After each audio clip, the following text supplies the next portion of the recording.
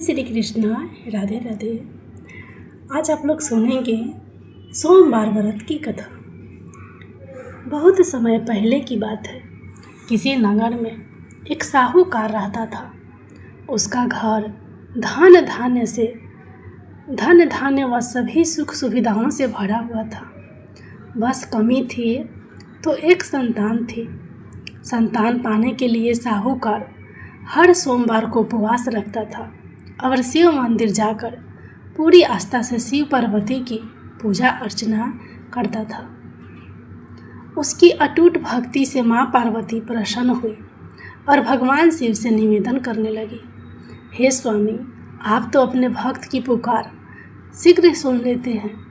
कृपया साहूकार पर भी दया करें और उसकी मनोकामना पूर्ण करें। माता पार्वती की विनती सुनकर भगवान शिव कहने लगे, हे देवी, हर प्राणी को अपने अच्छे बुरे दोनों कर्मों का फल भोगना ही पड़ता है। यही इस संसार की रीत है। ये सुनकर पार्वती जी साहूकार की मनोकामना पूर्ण करने के लिए शिव जी से हठ करने लगी।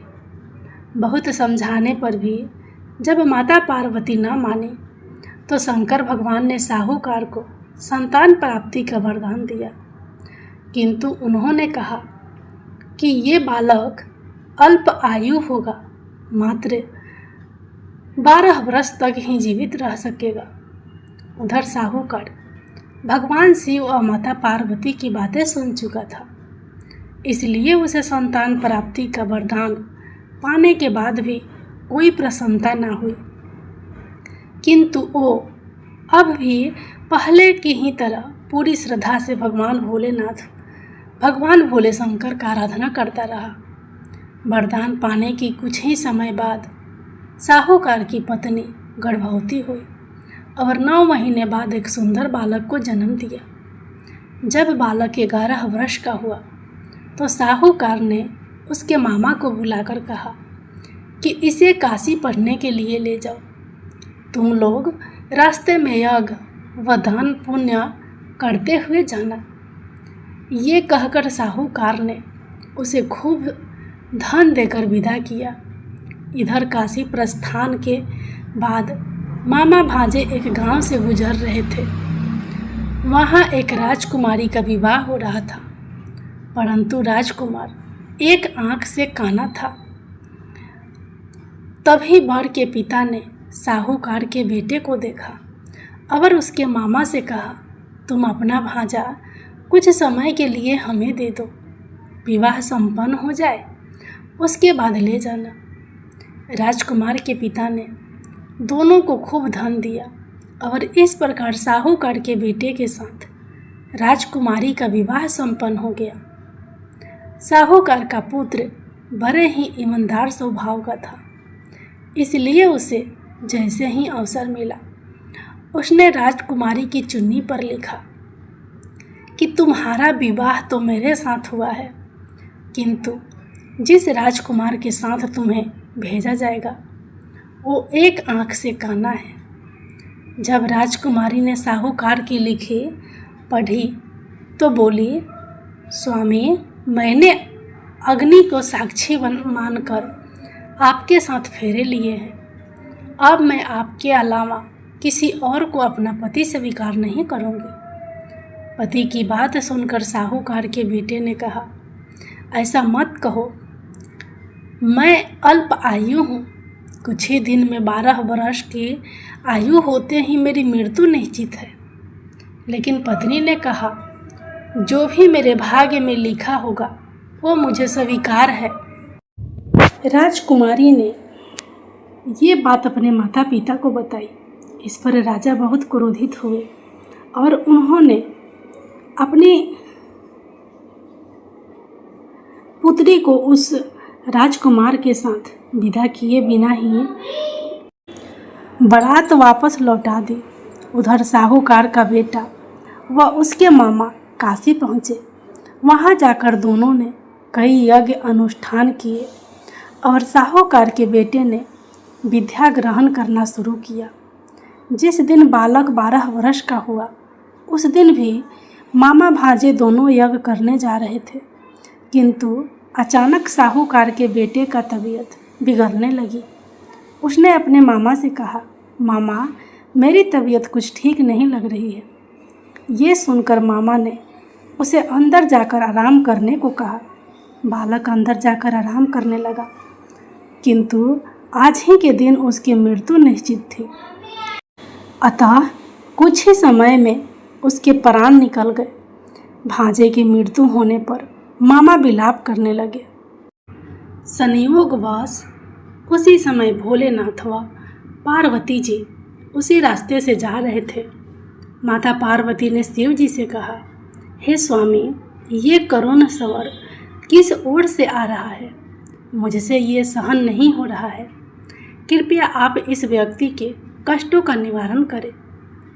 माता पार्वती की विनती सुनकर जब भगवान शिव मृत बालक के पास पहुँचे तो देखा कि ये तो उसी साहूकार का पुत्र है जिसका जन्म मेरे वरदान स्वरूप हुआ था और अब इसका जीवन पूरा हो चुका है।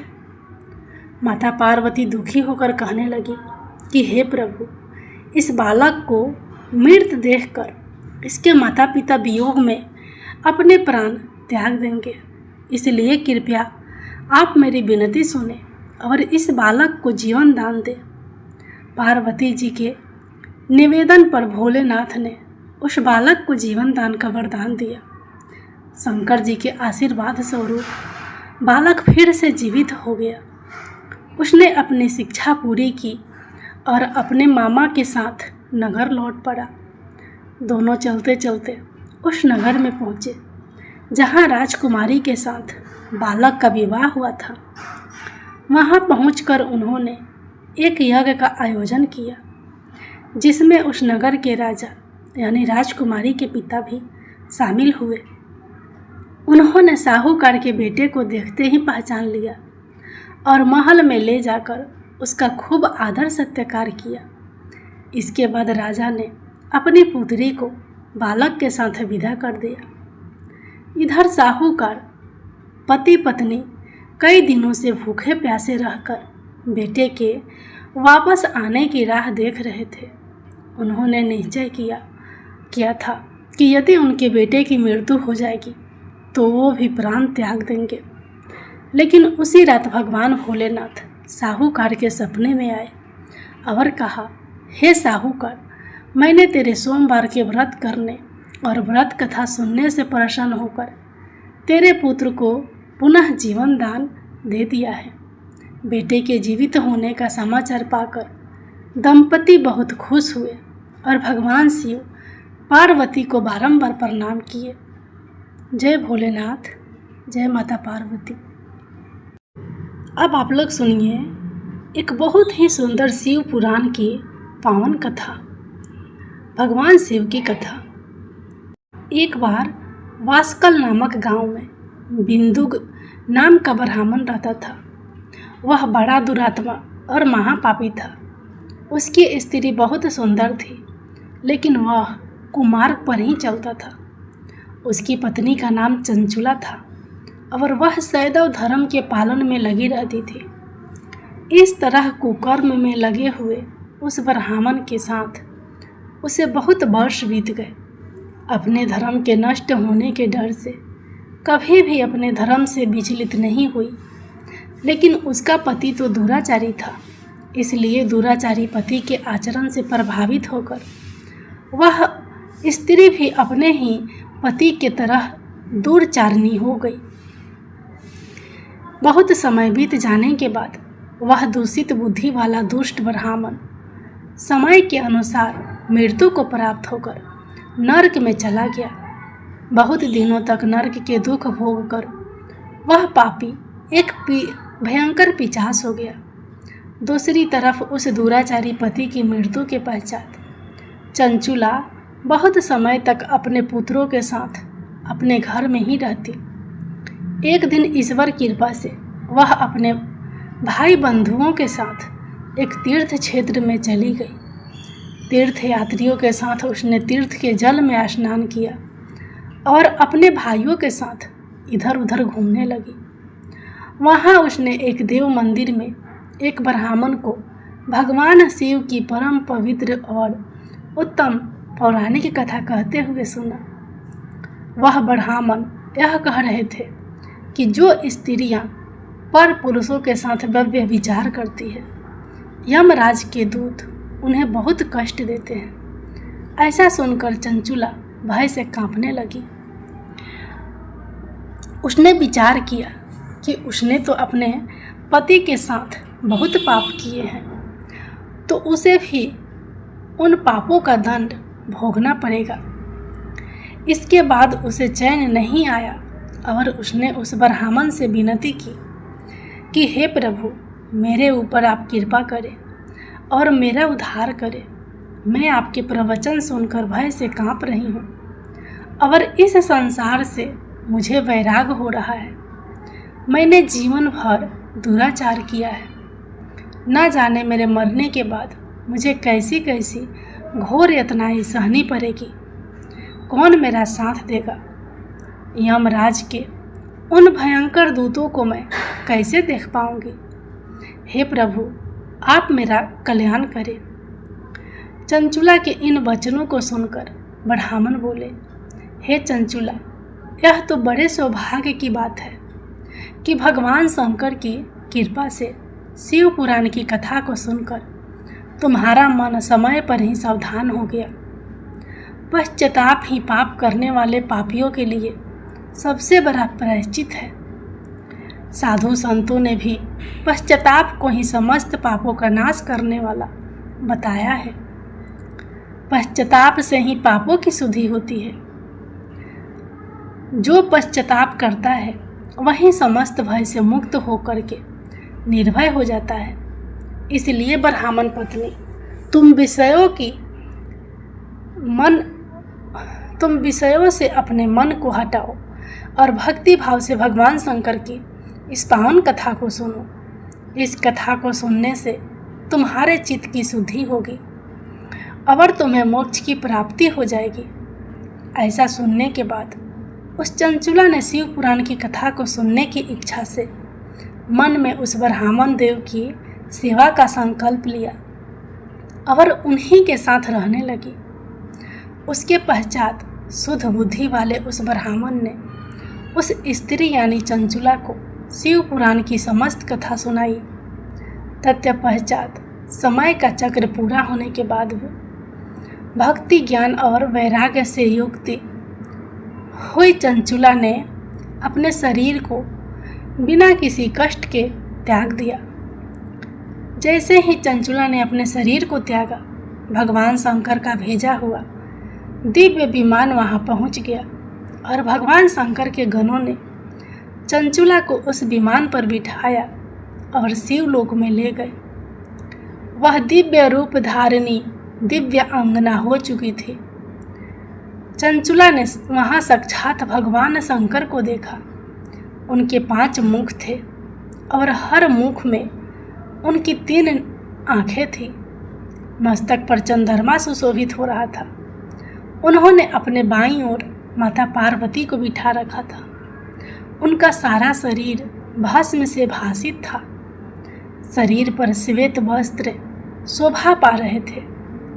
इस प्रकार परम उज्जवल भगवान शंकर का दर्शन करने के बाद वह ब्राह्मण पत्नी बहुत प्रसन्न हुई। उसने महादेव और पार्वती को प्रणाम किया और उसकी आंखों से अश्रुओं की अविरल धारा बहने लगी।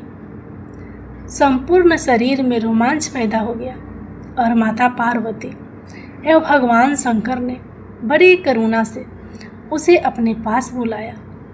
उसकी ओर देखा और माता पार्वती ने चंचुला को प्रेम पूर्वक अपनी सखी बना लिया। जय भोलेनाथ, जय माता पार्वती। श्री शिवाय नमस्तुभ्यम। ओम नमः शिवाय। आज के इस वीडियो में आप लोग सुनेंगे 16 सोमवार व्रत की कथा। एक समय श्री महादेव जी पार्वती के साथ भ्रमण करते हुए मृत्यु लोक में अमरावती नगरी में आए। वहाँ के राजा ने शिव मंदिर बनवाया था, जो कि अत्यंत भव्य एवं रमणीक था। रमणीक तथा मन को शांति पहुंचाने वाला था। भ्रमण करते समय शिव पार्वती भी वहां ठहर गए। पार्वती जी ने कहा, हे नाथ, आओ आज इसी स्थान पर चौसर पासे खेले। खेल प्रारंभ हुआ। शिव जी कहने लगे, मैं जीतूंगा। इस प्रकार उनकी आपस में वार्तालाप होने लगी। उस समय पुजारी जी पूजा करने आए। पार्वती जी ने पूछा, पुजारी जी बताइए जीत किसकी होगी? पुजारी जी बोला, इस खेल में महादेव जी के समान कोई दूसरा पारंगत नहीं हो सकता, इसलिए महादेव जी ही यह बाजी जीतेंगे। परंतु हुआ उल्टा, जीत पार्वती जी की हुई। अतः पार्वती जी ने पुजारी जी को कोढ़ी होने का श्राप दे दिया कि तूने मिथ्या भाषण किया है। अब तो पुजारी जी कोढ़ी हो गया। शिव पार्वती जी दोनों वापस चले गए। कुछ समय पश्चात अप्सराएं पूजा करने आई। अप्सराओं ने पुजारी के उसके कोढ़ी होने का कारण पूछा। पुजारी ने सब बातें बता दी। अप्सराएं कहने लगी, पुजारी जी आप 16 सोमवार का व्रत करें तो शिव जी प्रसन्न होकर आपका संकट दूर करेंगे। पुजारी जी ने अप्सराओं से व्रत की विधि पूछी। अप्सराओं ने व्रत करने और व्रत के उद्यापन करने की संपूर्ण विधि बता दी। पुजारी ने विधि पूर्वक श्रद्धा भाव से व्रत प्रारंभ किया और अंत में व्रत का उद्यापन भी किया। व्रत के प्रभाव से पुजारी जी रोग मुक्त हो गए। कुछ दिनों बाद शंकर पार्वती जी पुनः उस मंदिर में आए तो पुजारी जी को रोग मुक्त देखकर पार्वती जी ने पूछा, मेरे दिए हुए श्राप से मुक्ति पाने का तुमने कौन सा उपाय किया? पुजारी जी ने कहा, हे माता, अप्सराओं द्वारा बताए गए 16 सोमवार के व्रत करने से मेरा यह कष्ट दूर हुआ है। पार्वती जी ने भी 16 सोमवार का व्रत किया, जिससे उनसे रूठे हुए कार्तिकेय जी भी अपनी माता से प्रसन्न होकर आज्ञाकारी हुए। कार्तिकेय जी ने पूछा, हे माता, क्या कारण है कि मेरा मन सदा आपके चरणों में लगा रहता है? पार्वती जी ने कार्तिकेय को 16 सोमवार के व्रत का महत्व तथा विधि बताई। तब कार्तिकेय जी ने भी इस व्रत को किया तो उनका बिछड़ा हुआ मित्र मिल गया। अब मित्र ने भी इस व्रत को अपने विवाह होने की इच्छा से किया। फलतः वह विदेश गया। वहाँ के राजा की कन्या का स्वयंवर था। राजा ने प्रण किया था कि हथनी जिस व्यक्ति के गले में वरमाला डाल देगी उसी के साथ राजकुमारी का विवाह करूँगा। यह ब्राह्मण मित्र भी स्वयंवर देखने की इच्छा से वहाँ एक ओर जाकर बैठ गया। हथनी ने इसी ब्राह्मण मित्र को माला पहनाई तो राजा ने बड़ी धूमधाम से अपनी राजकुमारी का विवाह उसके साथ कर दिया। तत्पश्चात दोनों सुखपूर्वक रहने लगे। एक दिन राजकन्या ने पूछा, हे नाथ, आपने कौन सा पुण्य किया जिससे हथनी ने आपके गले में वरमाला पहनाई? ब्राह्मण पति ने कहा, मैंने कार्तिकेय जी द्वारा बताए अनुसार 16 सोमवार का व्रत पूर्ण विधि विधान सहित श्रद्धा भक्ति से किया, जिसके फल के कारण मुझे तुम्हारे जैसी सौभाग्यशाली पत्नी मिली। अब तो राजकन्या ने भी सत्य पुत्र प्राप्ति के लिए व्रत किया और सर्वगुण संपन्न पुत्र प्राप्त किया। बड़े होकर पुत्र ने भी राज्य प्राप्ति की कामना से 16 सोमवार का व्रत किया। राजा के देवलोक होने पर इसी ब्राह्मण कुमार को राजगद्दी मिली। फिर भी वह इस व्रत को करता रहा। एक दिन उसने अपनी पत्नी से पूजा सामग्री शिवालय ले चलने को कहा, परंतु उसने पूजा सामग्री अपनी दासियों द्वारा भिजवा दी। जब राजा ने पूजन समाप्त किया तो आकाशवाणी हुई कि हे राजा, तुम इस पत्नी को त्याग दो, नहीं तो राजपाट से हाथ धोना पड़ेगा। प्रभु की आज्ञा मानकर उसने अपनी पत्नी को महल से निकाल दिया। तब वह अपने भाग्य को कोसती हुई एक बुढ़िया के पास गई और अपना दुखड़ा सुनाया तथा बुढ़िया को बताया, मैं पूजन सामग्री राजा के कहे अनुसार शिवालय में नहीं ले गई और राजा ने मुझे निकाल दिया। बुढ़िया ने कहा, तुझे मेरा काम करना पड़ेगा। उसने स्वीकार कर लिया। तब बुढ़िया ने सूत की गठरी उसके सिर पर रखी और बाजार भेज दिया। रास्ते में आंधी आई तो सिर पर रखी गठरी उड़ गई। बुढ़िया ने डांट कर उसे भगा दिया। अब रानी बुढ़िया के यहाँ से चलते चलते एक आश्रम में पहुंची। गोसाई जी उसे देखते ही समझ गए कि यह उच्च घराने की अबला विपत्ति की मारी है। वे उसे धैर्य बांधते हुए बोले, बेटी, तू मेरे आश्रम में रह, किसी प्रकार की चिंता मत कर। रानी आश्रम में रहने लगी, परंतु जिस वस्तु को वह हाथ लगाती वह वस्तु खराब हो जाती। यह देखकर गोसाई जी ने पूछा, बेटी, किस देव की अपराध से ऐसा होता है? रानी ने बताया कि मैंने अपने पति की आज्ञा का उल्लंघन किया है और शिवालय में पूजन के लिए नहीं गई। इससे मुझे घोर कष्ट उठाने पड़ रहे हैं। गोसाई जी ने शिव जी से उसके कुशल क्षेम के लिए प्रार्थना की और कहा, बेटी, तुम 16 सोमवार का व्रत विधि के अनुसार करो। तब रानी ने विधि पूर्वक व्रत पूर्ण किया। व्रत के प्रभाव से राजा को रानी की याद आई और दूतों को उसकी खोज में भेजा। आश्रम में रानी को देख दूतों ने राजा को बताया। तब राजा ने वहाँ जाकर गोसाई जी से कहा, महाराज, यह मेरी पत्नी है, मैंने इसका परित्याग कर दिया था। कृपया इसे मेरे साथ जाने की आज्ञा दे। शिव जी की कृपा से प्रति वर्ष 16 सोमवार का व्रत करते हुए वे आनंद से रहने लगे और अंत में शिवलोक को प्राप्त हुए। जय भोलेनाथ, जय माता पार्वती। अब आप लोग सुनिए भगवान शिव और माता पार्वती की अगली कथा। माता पार्वती ने 108 जन्मों की घोर तपस्या के बाद भगवान शिव को पति के रूप में पाया था। माँ पार्वती का भगवान शिव के प्रति अगाध प्रेम था। एक आदर्श पत्नी की तरह माँ पार्वती भगवान शिव की सभी बातों का पालन करती थी और जब भगवान शिव कुछ बोला करते थे तो उसको पूरे ध्यान से सुनती थी। एक बार भगवान शिव माँ पार्वती को ब्रह्म ज्ञान देने के लिए सृष्टि की कथा सुना रहे थे।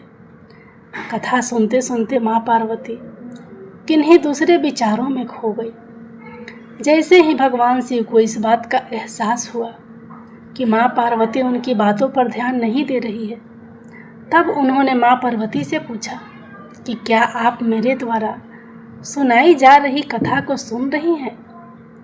लेकिन माँ पार्वती कहीं और खोई हुई थी, इसलिए उन्होंने भगवान शिव के सवाल का कोई उत्तर नहीं दिया। कुछ समय बाद जब माँ पार्वती का अपने विचारों से ध्यान भंग हुआ और वे अपनी दुनिया में वापस लौटी, तब भगवान शिव ने क्रोधित होते हुए माँ पार्वती से कहा कि आपने ब्रह्म ज्ञान का अनादर किया है। जब किसी से शिक्षा या ज्ञान लिया जाता है तब ध्यान भंग नहीं होना चाहिए, और अगर ऐसा होता है तो ये दंडनीय है। इसके बाद भगवान शिव ने दंडवत स्वरूप माँ पार्वती को श्राप दिया कि अब आपका जन्म किसी मछुआरे परिवार में होगा। माँ पार्वती को अपनी गलती का एहसास हुआ, पर तब तक काफ़ी देर हो चुकी थी और भगवान शिव उनको श्राप दे चुके थे। अब दुख में डूबी हुई माँ पार्वती मछुआरों के एक गांव में पहुंची। इस गांव के मुखिया की कोई संतान नहीं थी। एक दिन वो मछली पकड़ने के लिए तालाब जा रहा था। तब उसको रास्ते में एक पेड़ के नीचे एक कन्या बैठी हुई मिली, जो कि वास्तव में कन्या के रूप में माँ पार्वती थी। वह नन्ही कन्या पूरी तरह से वहाँ अकेली थी, उसके साथ कोई भी नहीं था। तब मछुआरे ने इस घटना को प्रभु की कृपा समझा और उस नन्ही कन्या को अपने साथ अपने घर ले आया। माँ पार्वती उसी घर में कन्या के रूप में रहने लगी। इस तरह माँ पार्वती को अपना एक जन्म भगवान शिव के श्राप के कारण मछुआरे के घर में काटना पड़ा। जय भोलेनाथ, जय माता पार्वती। चाहे कितना भी अभागा मनुष्य हो, ब्रह्म मुहूर्त में कर लो ये 2 काम, जो चाहोगे वह मिलेगा। एक समय की बात है, माता पार्वती ने भगवान शिव से पूछा, स्वामी, मैंने देखा है कि चाहे कितना ही अभागा मनुष्य हो, अगर वह सुबह के समय ब्रह्म मुहूर्त में उठता है तो वह बहुत सुखी रहता है। ऐसा क्यों है? मुझे ब्रह्म मुहूर्त का रहस्य बताइए। तब भगवान शिव ने कहा, हे देवी, मैं आपको इस प्रश्न का उत्तर एक कथा के माध्यम से बताऊंगा। कृपया आप इस कथा को ध्यानपूर्वक सुनना। और जो भी मनुष्य इस कथा को पूरा सुनेगा, वह कभी भी इस अवसर को अपने हाथ से जाने नहीं देगा। ब्रह्म मुहूर्त का रहस्य जानकर पूरा जीवन बदल जाएगा। भगवान शिव कथा को सुनाना शुरू करते हैं और माता पार्वती से कहते हैं, बहुत समय पहले की बात है, काशी में दीनू नाम का एक लड़का रहता था। वह लड़का बहुत ही अच्छा था, लेकिन एक गलत आदत थी, वह देर तक सोता रहता था। सुबह उसे जागने के लिए घर वाले कई प्रयास करते थे, परंतु वह रोजाना सुबह देर तक उठता था। वह लड़का कभी भी 9 बजे से पहले नहीं उठता था। जब वह बालक था तब परिवार वालों ने सोचा कि जब यह बड़ा हो जाएगा तो इसकी आदत में सुधार हो जाएगी, परंतु वह लड़का जैसे जैसे बड़ा होता गया, उसकी यह आदत और भी ज़्यादा गहरी होती चली गई। दुनिया इधर से उधर हो सकती थी, लेकिन वह लड़का कभी भी जल्दी नहीं उठ पाता था। उसके पिता उसकी इस आदत से बहुत ज़्यादा परेशान रहने लगा था। उस लड़के को ढेरों नकारात्मक शक्तियों ने घेर लिया था। वह सभी को पलट कर जवाब देता था और दिन भर उदास रहता था। इसका असर उसके स्वास्थ्य पर पड़ रहा था। जब उस लड़के को यह पता लगा कि उसके सारे मित्र सफलता को प्राप्त कर चुके हैं, तब वह और भी ज़्यादा चिंतित हो गया और ईश्वर को कोसने लगा।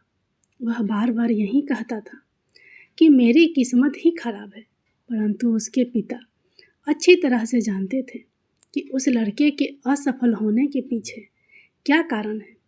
भगवान शिव ने कहा, हे देवी, फिर एक दिन की बात है, उसके पिता को किसी सन्यासी के बारे में पता चला।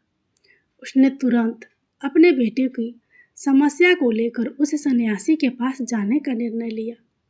सन्यासी को बेटे की आदतों के बारे में बताया और सन्यासी ने कहा कि कल आप अपने बेटे को इस आश्रम में आने को कहिए। फिर उस लड़के का पिता अपने घर की ओर चला गया।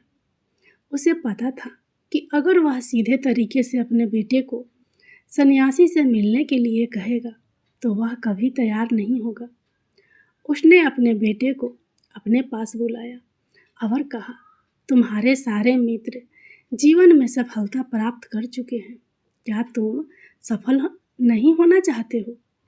लड़के ने उत्तर दिया कि जरूर पिताजी, परंतु मैं अपने मित्रों से उनकी सफलता का रहस्य पूछता हूँ तो वह मुझे नहीं बताते हैं।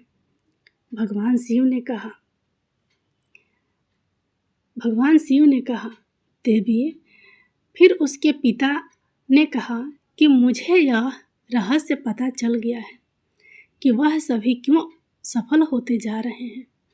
तब उस लड़के ने बड़ी उत्सुकता से पूछा, क्या पता चल गया है पिताजी? कृपया करके आप मुझे बताइए। उसके पिता ने कहा कि कल सुबह तुम्हें एक सन्यासी के आश्रम में जाकर उनसे मिलना है। यदि तुम वहाँ पर समय से पहुँच गए तो वह सन्यासी तुम्हें ऐसा मंत्र बताएंगे जिससे तुम सफल हो जाओगे। परंतु एक समस्या है। लड़के ने कहा, पिताजी, मैं कल पूरी रात जागता रहूँगा और सुबह सन्यासी से मिल कर आऊँगा। उसके पिता ने कहा कि ठीक है, तुम वहाँ जाकर उस सन्यासी की आज्ञा को मानना। पिता की बात सुनकर वह लड़का बहुत अधिक खुश हुआ। जीवन में पहली बार रात्रि में वह जागता रहा, परंतु थोड़े ही समय में उसे नींद आ गई और वह सो गया। फिर अगली सुबह जब वह उठा तो उसे पता चला कि सन्यासी से मिलने का समय समाप्त हो चुका था।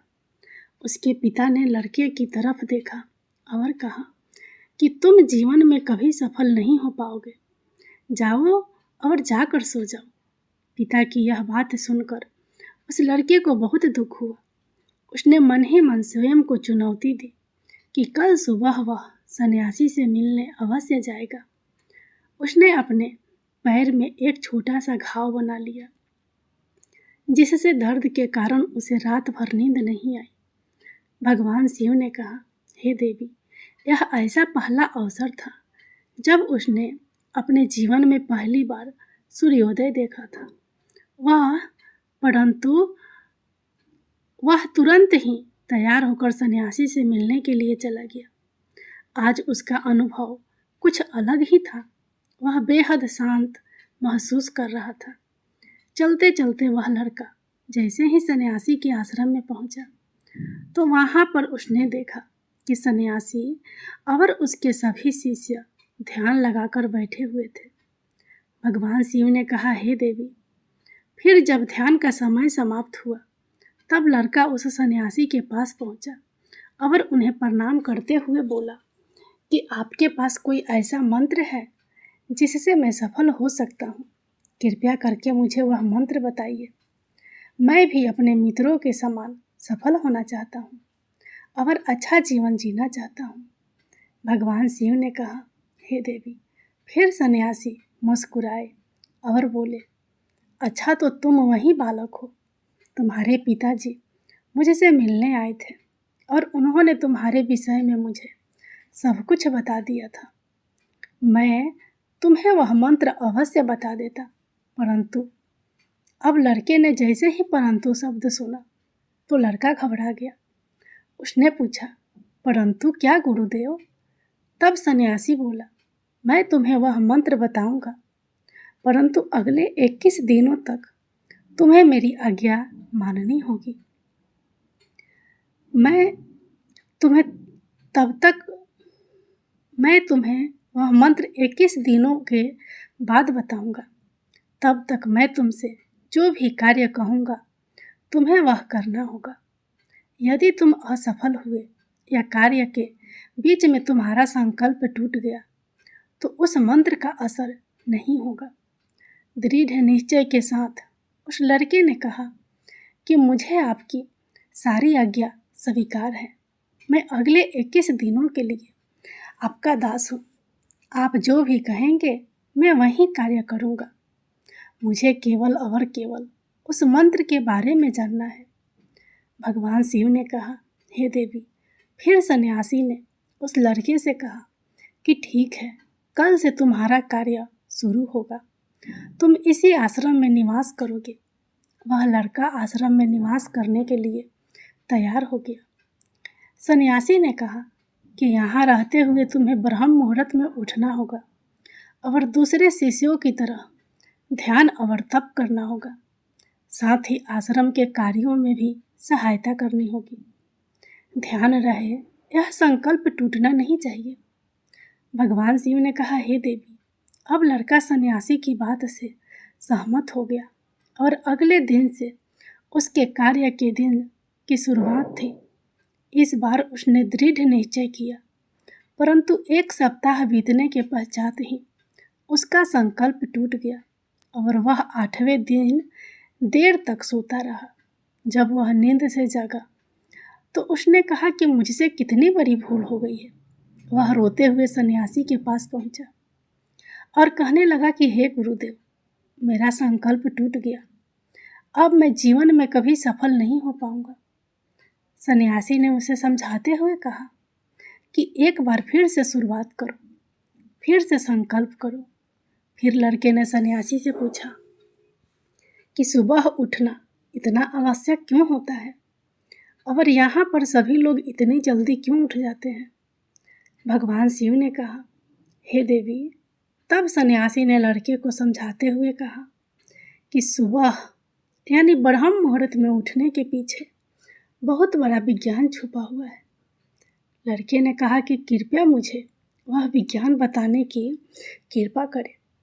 सन्यासी ने कहा कि रात्रि को 4 पहर में बांटा गया है। पहला रुद्र काल, जिसका समय शाम 6 बजे से लेकर 9 बजे तक होता है। दूसरा राक्षस काल, जिसका समय रात्रि 9 बजे से 12 बजे तक होता है। तीसरा गंधर्व काल, जिसका समय रात्रि 12 बजे से 3 बजे तक होता है। और सबसे अंत में जो पहर आता है उसे मनोहर काल कहते हैं। इस समय को ब्रह्म मुहूर्त या अमृत वेला के नाम से भी जाना जाता है। इसका समय भोर 3 बजे से सुबह 6 बजे तक होता है। यह वह समय होता है जब पूरे संसार की नकारात्मक शक्तियाँ निष्क्रिय अवस्था में होती है और सकारात्मक शक्तियाँ सक्रिय होती है। ब्रह्म मुहूर्त अर्थात देव मुहूर्त। ब्रह्म मुहूर्त का अर्थ देवताओं का समय होता है। भगवान शिव ने कहा, हे देवी, वह सन्यासी आगे कहता है, इस समय देवता धरती पर विचरण कर रहे होते हैं और जागृत मनुष्य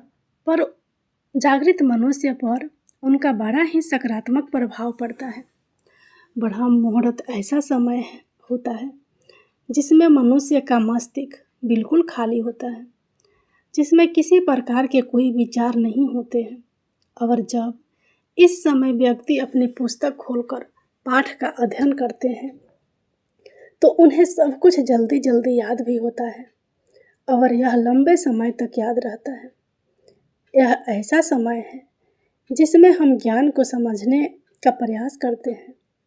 इस कारण आश्रम के सभी शिष्य और संसार में बहुत से ज्ञानी लोग ब्रह्म मुहूर्त में ही उठ जाते हैं। प्राचीन काल में रोशनी का कोई स्रोत न होने के कारण अगले अपने दिन का समापन सूर्यास्त के साथ और आरंभ सूर्योदय के साथ करते थे। यह एक तरीका है जिससे मानव जीवन प्रकृति के साथ तालमेल बनाकर चलता है। भगवान शिव ने कहा, हे देवी। फिर उस लड़के ने कहा कि ठीक है, मैं कल से अपना संकल्प फिर से शुरू करता हूँ, परंतु ब्रह्म मुहूर्त में उठकर मुझे क्या क्या करना चाहिए। तब सन्यासी ने कहा कि ठीक है, मैं तुम्हें बताता हूँ कि ब्रह्म मुहूर्त में क्या करना चाहिए और कैसे करना चाहिए। सबसे पहले उठकर धरती माता पर पाँव रखने से पहले धरती माता को प्रणाम करना चाहिए और अपनी दोनों हथेलियाँ को देखना चाहिए और ईश्वर को धन्यवाद देना चाहिए कि उन्होंने तुम्हें आज का सूर्योदय देखने का अवसर दिया है। इसके बाद नित्य कर्म और स्नान करने से शरीर की ही नहीं बल्कि मन की शुद्धता भी बढ़ती है। स्नान करने के पश्चात ध्यान की प्रक्रिया होती है। ब्रह्म मुहूर्त में ध्यान की अवधि 21 दिन तक होती है। इस विधि का उपयोग तब किया जाता है जब आप अपनी कोई मनोकामना की पूर्ति चाहते हैं यह ऐसा समय होता है जब व्यक्ति अपने आज्ञा चक्र को सक्रिय करने पर काम करते हैं।